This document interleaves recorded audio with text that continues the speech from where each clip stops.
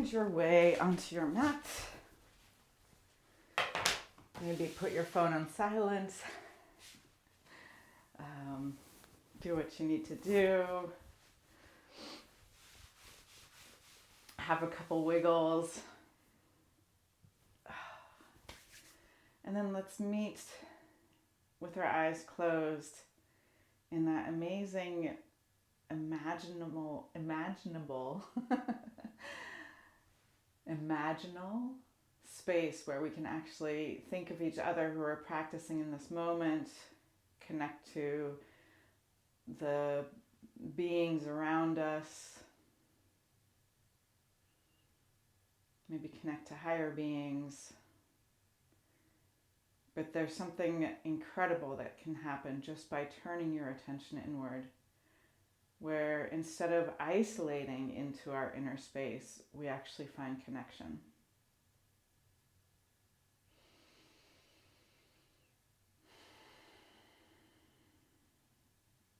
Feel free to dedicate your class to someone, to bring them some loving attention, some healing, some grace.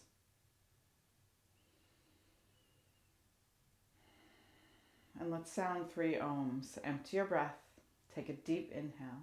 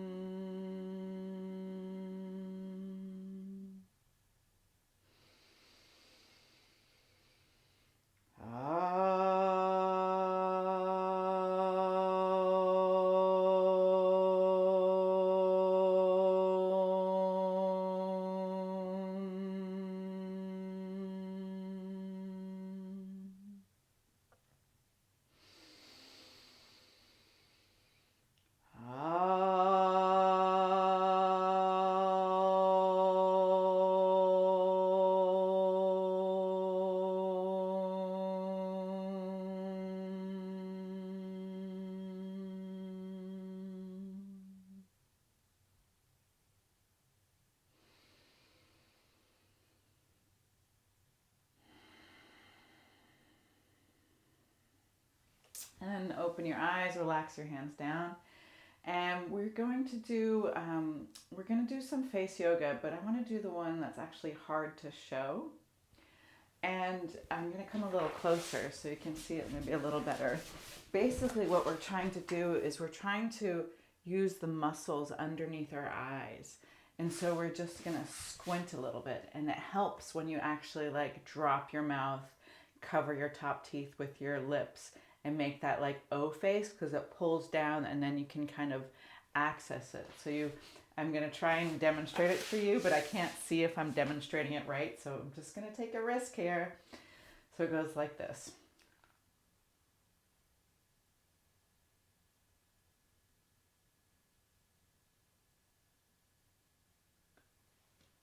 Yeah, beautiful. Try it out. So the challenge is to try not to wrinkle your forehead. I don't know if I demonstrated that well at all.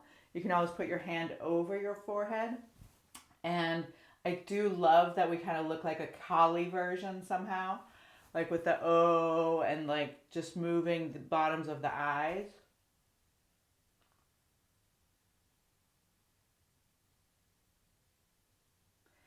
And then relax. And this is a great like just little exercise that we can do at random moments, at a stoplight, just to freak out your other passengers but we are doing a series that's concentrating on the liver and the gallbladder. So I thought we'd take a moment to take some attention to our eyes. Now we can also just do the little tap, tap, tap, tap, tap up underneath, helping the circulation, which helps with, puffiness as well as under eye, like shadows and darkness. And then let your fingers kind of dance all over your face. Our whole face shows the health of our heart. Around the eyes also has a lot to do with the kidneys, not just the eyeballs, and like the whites of your eyes have more to do with your liver. Now, if you want to do a couple just a little bit more stimulating draws across your cheekbones. And you can nearly imagine, like, it's like the space in between your fingers is where people get fillers and stuff. And then in the forehead, ironing it out with your knuckles. I always like to do it over my brows. And then just take a couple draws or across your jawline. Take a couple draws across your jawline. And then shake it out and find your way into a wide-kneed child's pose. So taking your knees wide, big toes touching. Sometimes you need extra padding underneath your knees. And with the liver series, it's just a straight, wide-kneed child's pose. Bring your forehead down to the ground.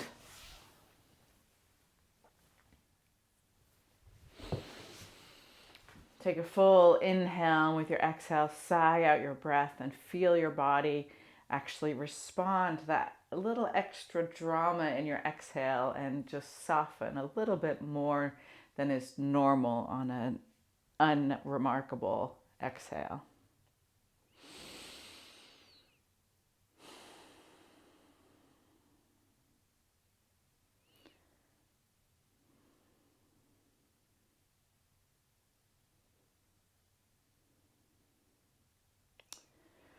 So even though tomorrow, there's a full moon in Leo. And what that means is the moon is in Leo and the sun, of course, is still in Aquarius. And those corresponding planets, the sun and Uranus and Saturn, would be a different practice, would be either the heart or the spleen in yin yoga. But we're actually doing the liver, which in occult science connects to Jupiter and Mars, respectively. And part of why I'm doing it is because this whole idea of the liver is this regenerative kind of verb, this call to action required that I connect to the liver. And the mood of this full moon has a similar kind of, I think, call to it, even though the planets, they're, not directly related. But just like how yin yoga works, and when we focus on one organ pair, we may, concentrate and direct our attention there, but it doesn't mean that all the other organ pairs aren't positively affected. I mean, even in allopathic medicine, we understand that, if the liver's doing well, then the kidneys will do better, or, the feminine cycles will be better, less pain, for instance, or if the lungs are doing well and we breathe better, everything's doing better, so just like the organs are connected to each other, and any yin yoga supports all of them. The same is true on the occult side of it, where we are really working with holism. And not only do the organs act together, but there's radical holism. So my inner experience is actually connected to the cosmos, to all the planets and all the stars, everything in this solar system.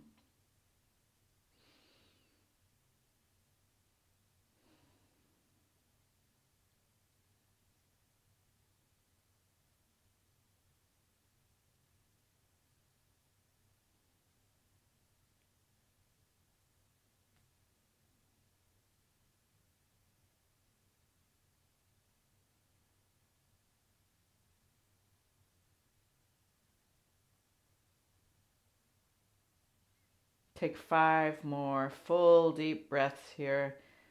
maybe sinking a little deeper into the softness of the pose, the intensity of the pose.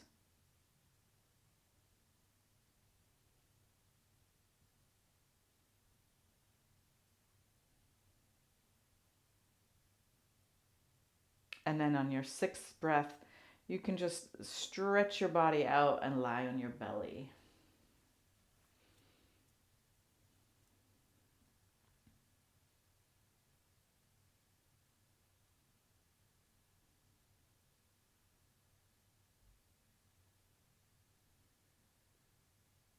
You might moan and groan a little bit or wiggle, and just notice how both the sounding through your mouth and the movement of your body helps dissipate the kind of acuteness or the fragileness that you feel in the yin pose. And then slide into Sphinx or Seal. So you can come up onto your elbows, or you can already extend your arms if your back is feeling pretty open and good. So I mentioned that we are about to have the full moon in Leo. And instead of just saying 2 planets, I talked about 3 planets. So Leo is connected to the archetype of a lion.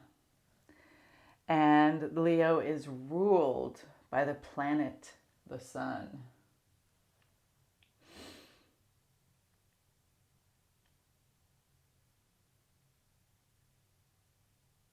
We can see that there's overlapping archetypes in Leo archetypes and in the sun archetypes. And while we may not have any planets ourselves in Leo, each one of us has a sun in our chart. And the sun is placed in such a way that we actually find our astrological identity most clearly connected to where our sun is. And we can think of the sun as the part of our chart that points to our really like our beingness of light, our solar power, our life force generator. And we can feel how naturally the sun fits and goes together with how our heart works in our system, or how our heart feels in our makeup of our beingness.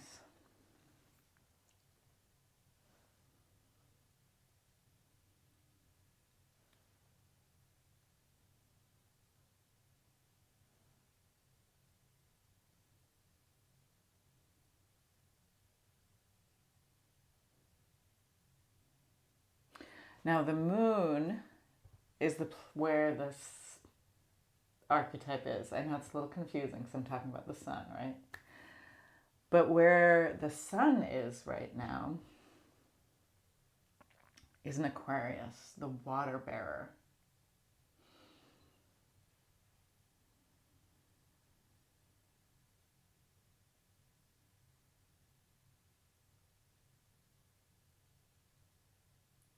Feel the pressure pooling in your lower back. And despite having the word water in its title, the water bearer is is an air sign. Not a light sign. They're all light signs. Zodiacs, stars. All right. Now, if you're in Seal, come down to Sphinx arms, and we're going to play a little bit here for a moment. You're going to bring your legs together to about hip distance apart, and then you're going to tuck your toes under and lift up into a little forearm plank. Now, it can be plank with a little bump, or eventually you can tuck your tail and have a long, strong torso here.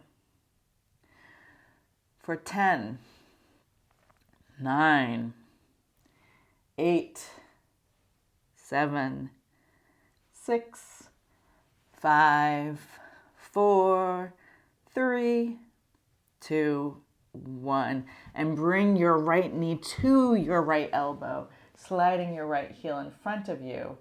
You may do some adjustments to make sure you have the proper foundation in your swan. So it's the yang pigeon done with a yin style. And then stretch your arms forward, coming into sleeping swan.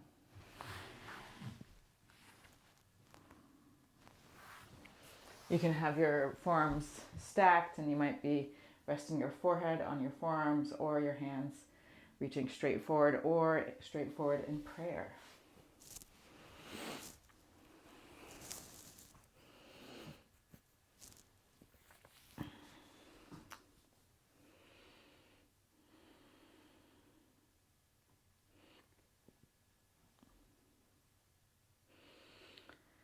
Now, in modern day astrology, when we talk about Aquarius, we talk about it being ruled by Uranus,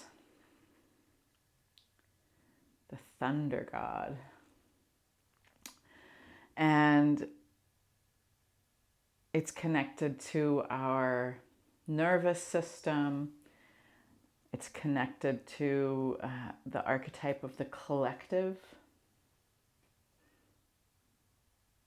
and the individual. It is a place where we find either genius or insanity.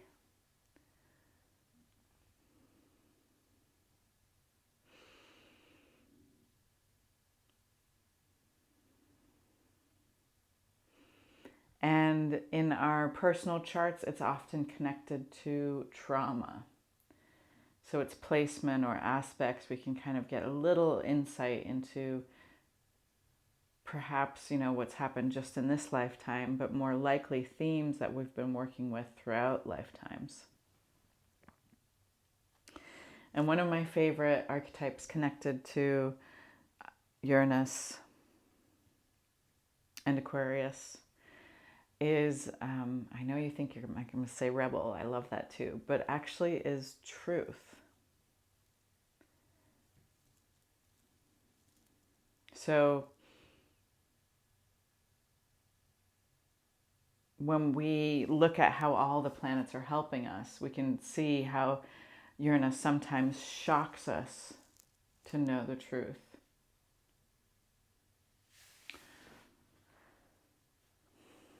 Sudden, unexpected things are connected to Uranus. Like, you can think of it kind of as like a lightning bolt. My teacher likes to talk about dropping a hairdryer into the bathtub.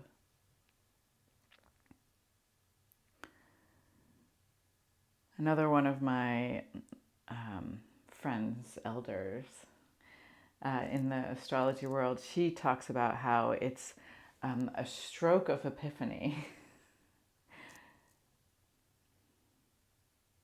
This sudden insight.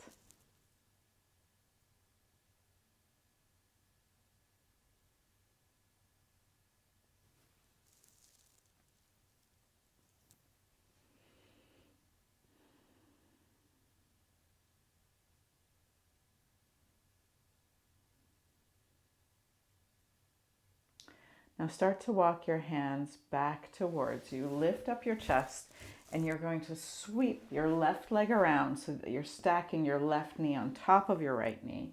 You might have to do the crawling around knee cuddle to get a nicer bind. And it's totally okay if your left knee is way above your right knee. Take your hands next to your hips then and just slide your booty back. And this just shifts your pelvis a little bit so that you have more ease in bowing forward. Letting your head drop towards your head. Letting your tongue soften.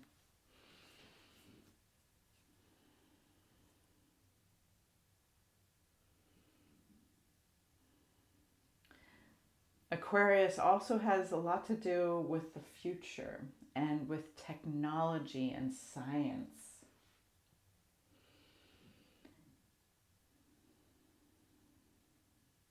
And this is a big year for Aquarius's ruler, Uranus, because Uranus is going to move from being in Taurus, which it's been for like a bunch of years, to moving into Gemini.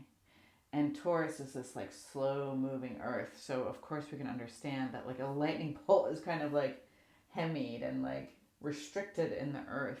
But once it gets into Gemini, it's then again in an air sign, and there's going to be a speed at which things will change that we will probably notice on the collective, in the collective, but also notice within ourselves.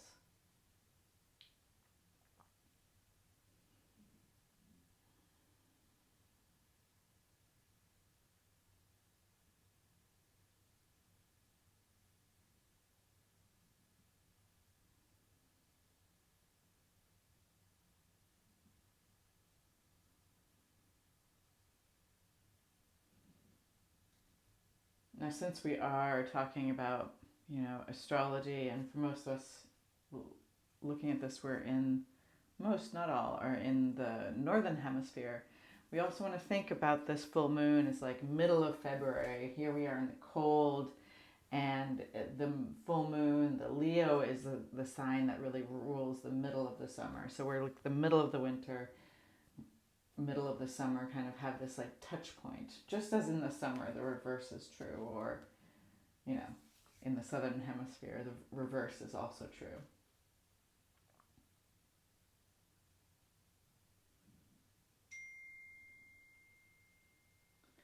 And then start to slowly roll up. And stay here in this lovely little pretzel shape. And you feel that with your left leg on top, your right knee is being kind of held down. And so you stretch your right arm up and then over and lean to your left, letting your left elbow sink towards the floor. And feel how the stretch on your side body is emphasized because you're pinning your right knee down. Now, I will tell you, we're not going to be in this variation for 5 minutes.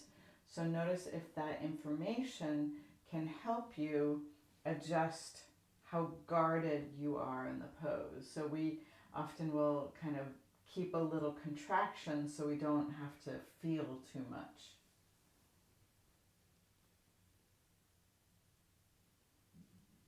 But one of our lifelong challenges is to soften, is to be open, is to actually be more in faith and trust and unguarded.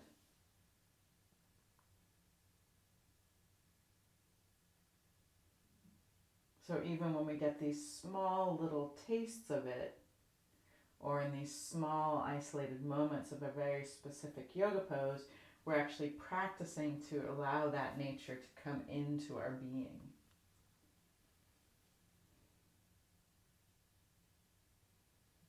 And in our yin poses, for instance, it is revealed to us how challenging that is. Take 5 more unhurried, full, soft breaths.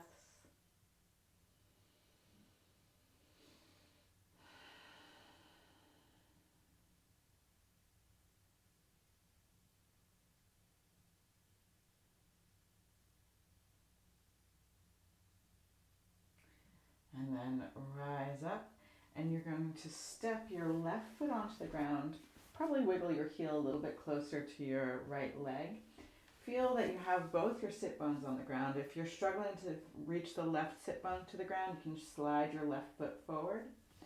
And then take your left hand behind your lower back, stretch your right arm up actively, and then with your exhale, bring your right arm to the outside of your left knee, and see if you can be a little bit softer again. So we're not yonging it out.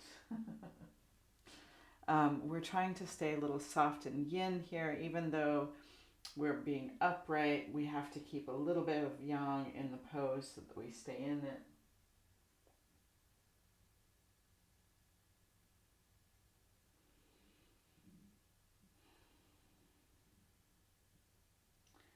So while the full moon and is composed of the sun in Aquarius and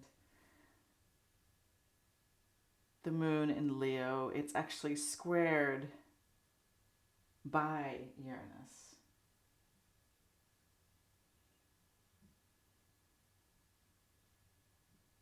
The sun is. And then Mercury, or Mercury is, and then the sun.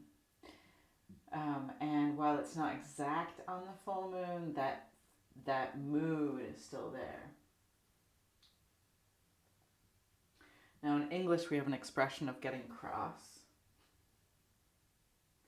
And it's nearly kind of what a square is. All right, unwind your body. And let's see, let's just stretch both legs out and shake them out. I was going to do some twisty thing for a moment, but my legs wouldn't go there. And then we're going to find our way, cross your ankles, to another little forearm plank moment. Notice if you feel weaker or stronger than the last one. Notice if it's a different attitude. For 10, 9, 8, 7, 6, 5, 4, 3, 2, 1. Bring your left knee forward and make the appropriate adjustments for you.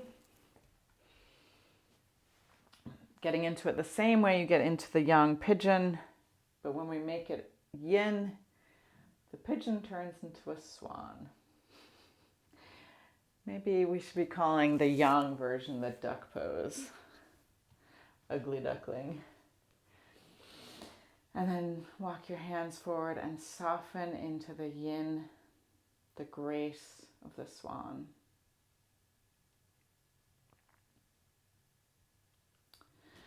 So when something is squared, we can say lovingly it's creative tension. You know, just how we need tension in a string to make music.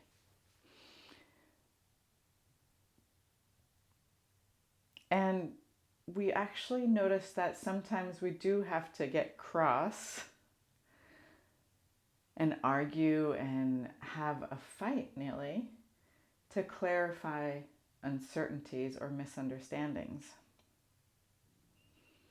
Now, of course, we know that's not the only way to get from a misunderstanding to peace. But even if we come into a peaceful conflict, we experience the emotion that often feels like it's against us.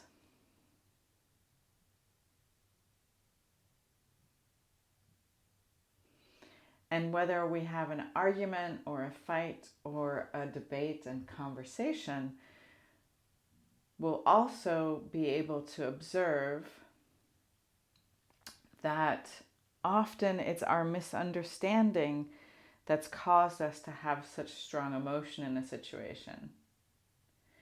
And, maturing in our capacity to argue or fight or be mad is noticing that we can get mad at behavior and not be mad at the person. But any level of this heated, charged exchange, we feel the relationship of how our thinking influences our perception of all of our relationships, but particularly that argument, that action, that behavior.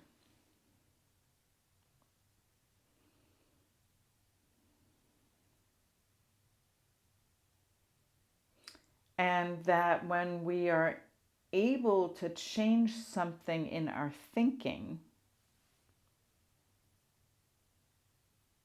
reform our thinking something else can happen in our emotional response.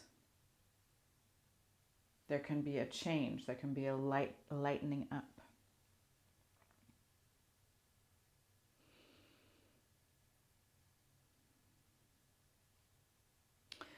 And so I mentioned earlier Uranus and Saturn because Saturn is the traditional ruler of Aquarius.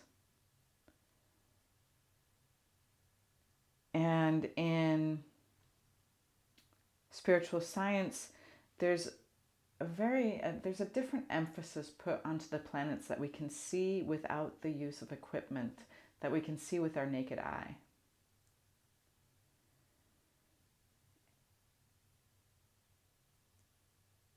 These 7 planets that we can see, we have a more organic relationship to. You know, with Neptune or even Chiron, Neptune, Uranus, and Pluto, there's much more of like the concepts that those planets carry are just like we can't see them with our naked eye. Those concepts are actually inconceivable in full to us in this state of development. So, and this is beautiful because it actually invites kind of the feminine, the mystery, and the unknown into our, consideration of someone's planets. But we get, like, if Pluto is supposed to represent the soul, of course we don't understand it completely yet. We don't even understand our own soul, let alone like the soul nature of human beings.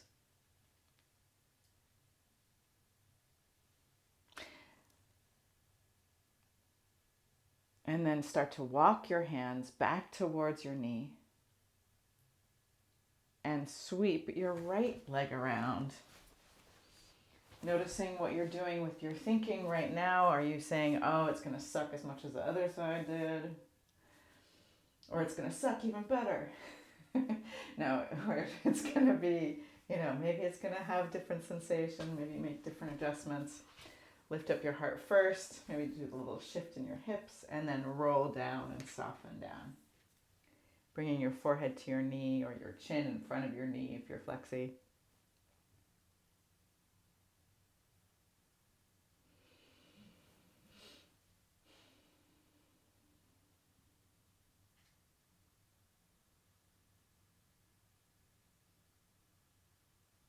So in the distant future, I imagine that we'll have a more filled in relationship even to these outer planets.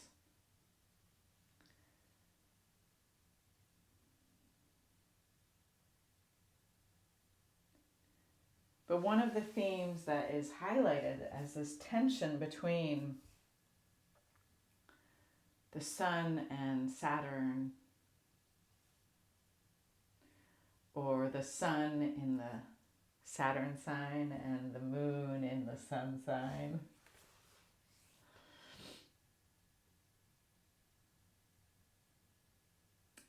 is really the theme of, the epitome of Leo is expressing our sun selves, the most radiant version of ourselves, that part of us that we can put onto center stage, the place that we actually inspire others from.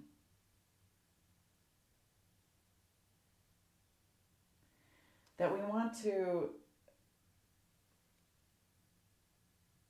reveal this part of ourselves in a way that is harmonious in the collective.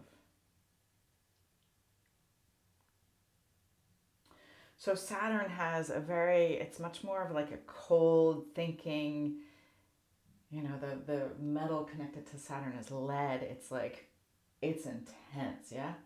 And so it has much more of this formative forces. And often we can experience that as those forces that are bigger than what we can control, like our government or law. whether it's the law of gravity or the law in the country you live in. But there's certain rules that will be followed and we have to comply with. And those are, often we focus on the ones that are not to our liking or inhibit our self-expression. But there's also higher law. There's a law of, God is law. And we may not quite understand all the laws of his realm or the universe yet. But there's certain rules that are obeyed in the spirit life that we know and have followed from lifetime to lifetime to lifetime. And so we can see that not only is Saturn connected to government or authority, but really it can be connected to divine authority. It can be connected to the hierarchies. And that when we really kind of nail being our sun selves, we then are in this very harmonious, true, lawful relationship with the collective.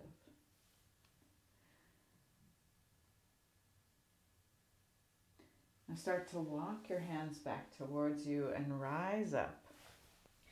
And this time we're pinning down the left knee. So we're going to slide the right arm out, bend the elbow, and drape your left arm over. So we feel that our left leg is restricted or constrained, formed, and that we're reaching away from it to actually find an opening and a softening. So that theoretically we can let more of our true selves out.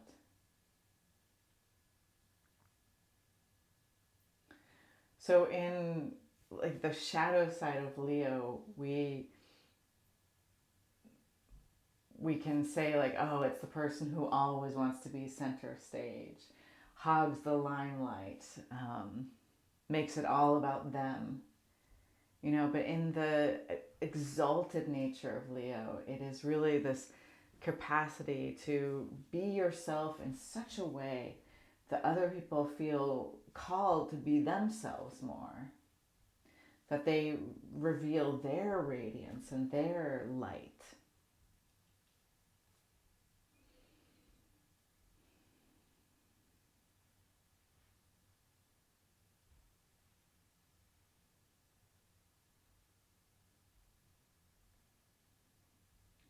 And then slowly inhale, lift up, and place your right foot on the floor, finding the ground. Maybe you need to slide your foot forward, feeling both sit bones on the ground. Take your right hand behind your lower back, stretch your left arm up, and then twist away from your arm. Inhale, left, let your heart lift. Exhale, twist. And then find some softness. So it's like we're yinning it, even though it's quite a yang posture.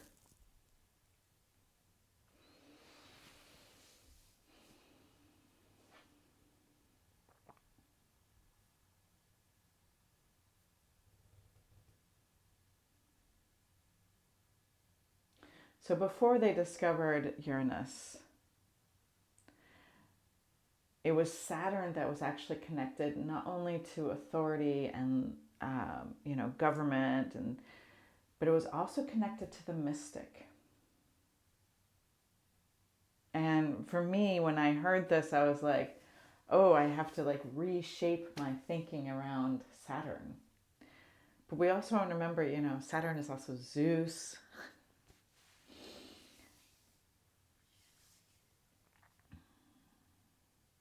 There's a lot more dynamicism to these archetypes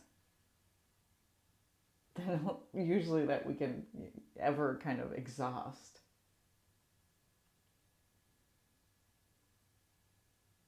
Which is beautiful because it makes it such a living study that as we grow we discover new parts of an archetype and we can grow more, and vice versa.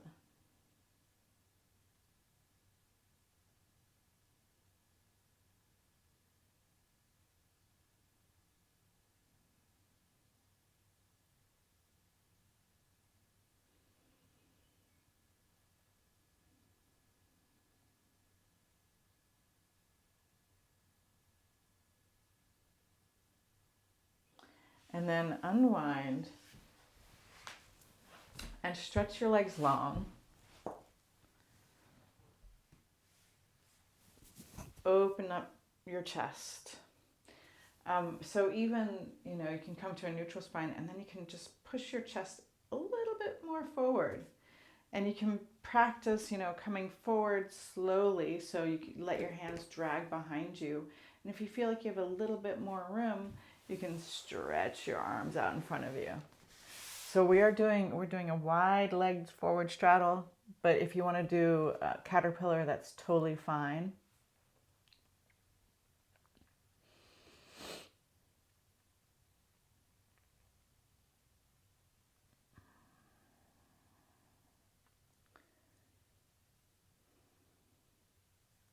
So with this challenge of the square of Uranus in Taurus,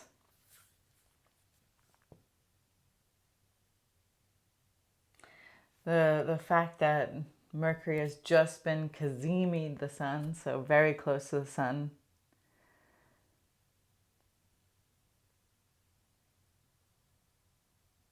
it puts a little extra edge into the naturally dramatic full moon of Leo.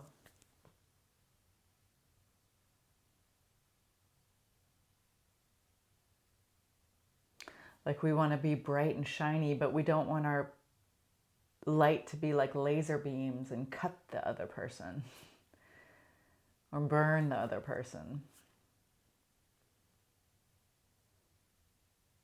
We don't want to steal the limelight, hog the space. So with all, every full moon, it's this blending of the opposite archetypes and this picture of part of what healing often looks like, where we get, just the right amount of A and just the right amount of B. Just the right amount from both of those opposite forces to find our center.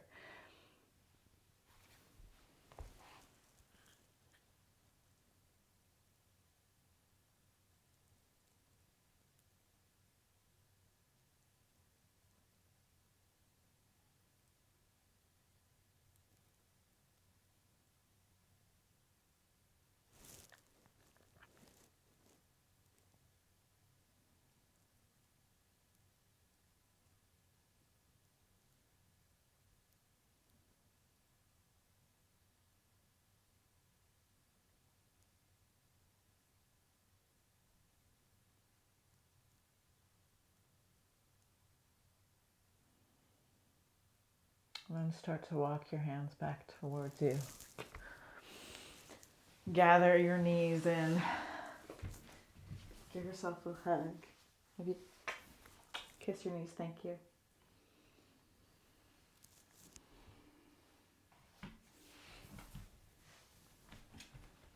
And then stretch your arms out and see how slowly, maybe even make a little robot dance.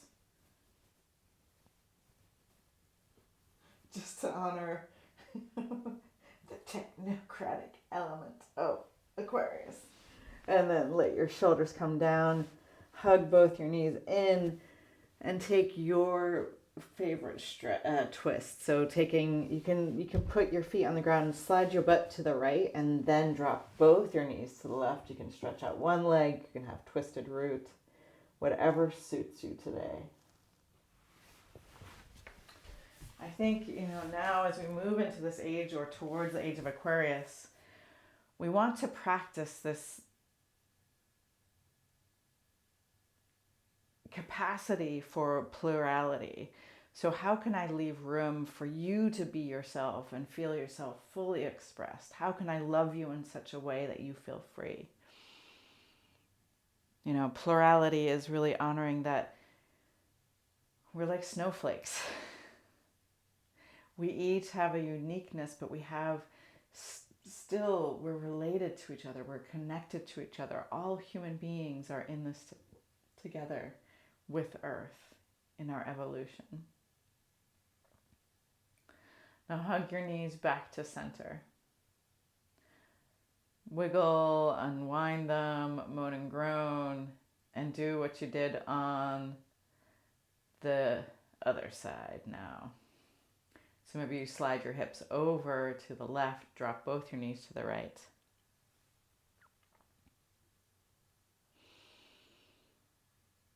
And whenever I talk about polarities, I'm always so happy to remember relearning really what complementary means. You know, it's so easy to say orange and blue are opposites. But remember, opposite colors are complementary colors. Complementary, not just free, but full of compliments. So if I'm just the right shade of purple, I will make the right shade of yellow look even more glorious. If I'm just, just enough, or, I'm just sharing the real truth of who I am, the perfect amount of who I am. I think it's really the no lies, no hubris version of how I am. Then naturally you want to respond with being that version of yourself.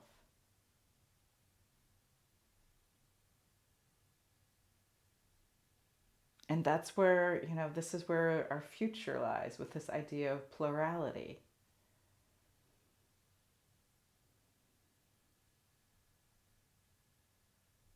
Understanding that concept.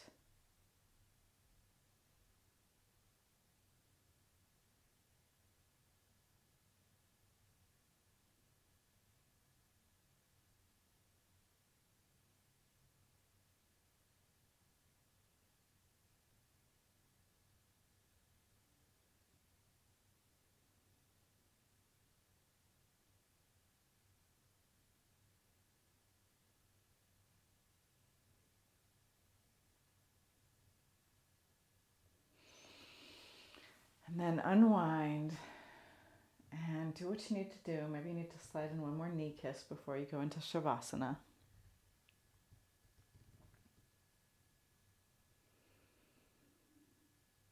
And find your way, maybe covering yourself with a blanket, lying on your back. You can have your legs wide as if you're about to do a snow angel, a sand angel.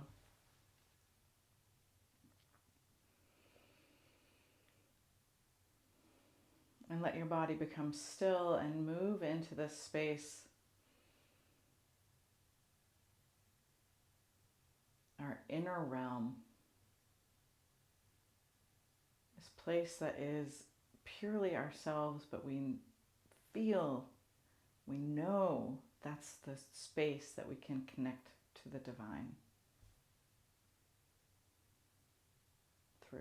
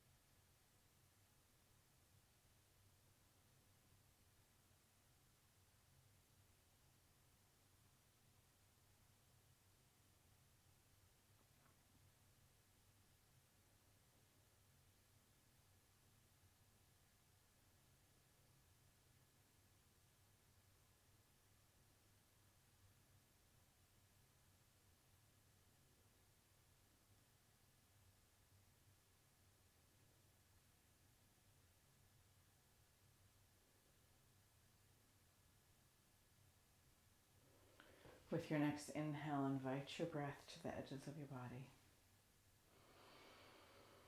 Wiggle your fingers and your toes.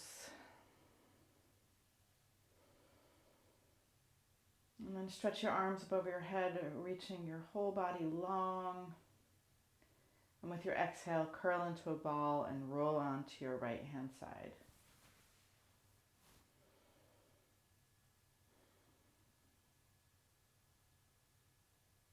Help yourself up into a comfortable seated position.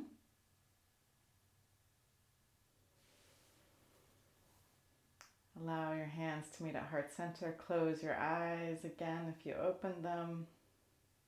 Connect to this present moment. Lift up an image of somebody you maybe dedicated your practice to, or just connect to the moment here with each other. Empty your breath and let's close with one Om. Take a deep inhale.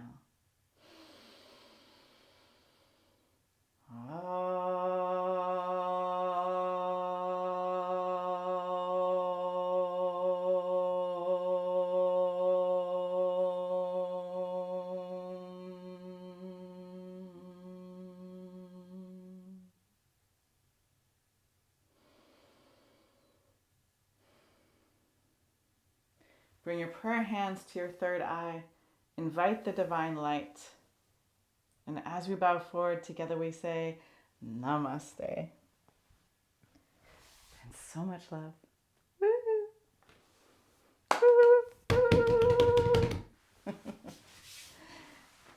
Thank you.